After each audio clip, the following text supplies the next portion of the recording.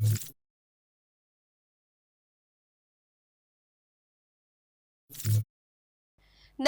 હું છું પ્રિયા અને તમે જોઈ રહ્યા છો જનતા કી જાણકારી ન્યૂઝ।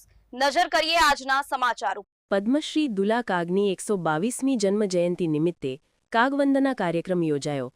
અમરેલી જિલ્લા લોકસાહિત્ય સેતુ દ્વારા સરસ્વતી વિદ્યા મંદિર જેસિંગપરા ખાતે લોકસાહિત્ય સેતુના સ્થાપક પ્રમુખ કવિશ્રી મહેન્દ્રભાઈ જોશીના અધ્યક્ષ સ્થાને પદ્મશ્રી ભક્ત કવિ દુલાભાયા કાગના 122મા જન્મજયંતિ નિમિત્તે કાગવંદનાનો કાર્યક્રમ યોજવામાં આવેલ, જેનું દીપ પ્રાગટ્ય સંસ્થાના પ્રમુખ હિતેશભાઈ મહેટાના હસ્તે કરવામાં આવેલ।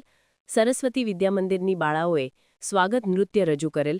કવિ મહેન્દ્રભાઈ જોશી તેમજ લોકસાહિત્યકાર રમેશભાઈ જાદવ અને બાબુભાઈ ભુટકે કવિ દુલાભાયા કાગની રચનાઓ રજૂ કરેલ હતી। સરસ્વતી વિદ્યામંદિરના નિયામક શ્રી પ્રવીણભાઈ કથરિયાએ કાગબાપુની જાણીતી રચનાથી સૌને આવકાર્યા। પ્રતાપસિંહ રાઠોડ, કરણભાઈ વાજા, શાળાના સ્ટાફગણ તેમજ વિદ્યાર્થીઓ ઉપસ્થિત રહેલ। સમગ્ર કાર્યક્રમનો આગવી શૈલીથી સંચાલન પ્રકાશભાઈ શુક્લાએ કરેલ અને આભાર વિધિ શાળાના આચાર્ય પૂજાબેન ડુબરિયાએ કરેલ।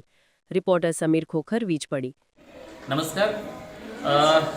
આજનો કાર્યક્રમ કાગવંદના અને જેસિંગપરાના સરસ્વતી સ્કૂલમાં સરસ રીતે લોક સાહિત્ય સેતુના પ્રમુખ શ્રી હિતેશભાઈ મહેતા દ્વારા આયોજન કરવામાં આવ્યું, જેમાં અમને બોલાવ્યા।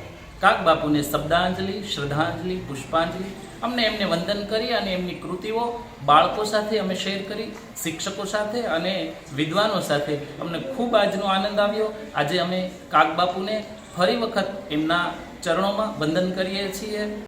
કાગબાપુનો જન્મદિવસ નિમિત્તે અમારી સ્કૂલમાં કાર્યક્રમ હતો, તેમાં દુઆ સાંભળીને અમને લોકોને બહુ જ મજા આવી।